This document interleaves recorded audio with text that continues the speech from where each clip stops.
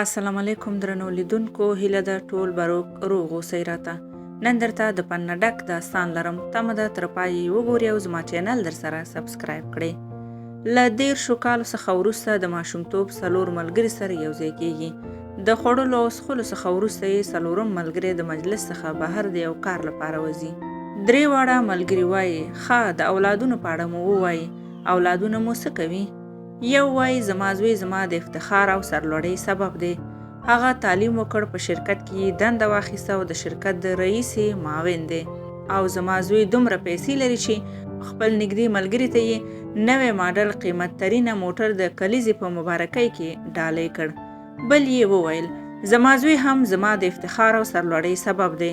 هغه تعلیم وکړ، بیا یې پیلوټي پوهنځی شروع کړ، فارغ شو او دومره پیسې لري چې خپل نږدې ملګري ته یې د کلیزې په مبارکۍ کې یوه تیاره ډالۍ کړه. بل وویل زما زوی هم زما د افتخار او سرلوړۍ سبب دی. هغه تعلیم وکړ او نن دومره هستي، مال او جایداد لري چې خپل نږدې ملګري ته یې د کلیزې په مبارکۍ کې 3 جریبه ځمکه ډالۍ کړه. 3 واړو ملګرو یو بل ته مبارکي ورکولې چې په دې وخت کې 4 ملګری راغلو او وویل دا څه مبارکیانې دي؟ دوی ویل د اولادونو د سرلوړۍ او افتخار. بیا 3 واړو ملګرو د 4 ملګري ته وویل ته دې هم د خپل اولادونو په اړه ووایه، ستا اولادونه څه کوي؟ 4 ملګري ځواب ورکړ زما لور زما د خوشحالۍ او سرلوړۍ سبب ده. هغه د شپې لخوا په هوټلونو کې آوازخواني کوي.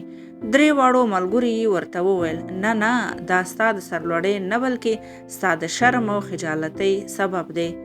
دی وویل نه داسې نه ده. زما لور ته څو ورځې مخکې 3 ملګرو د کلیزې په مبارکۍ کې نوی ماډل موټر، یوه تیاره او 3 جریبه ځمکه ډالۍ کړې ده او ډیره هستي او مال لري.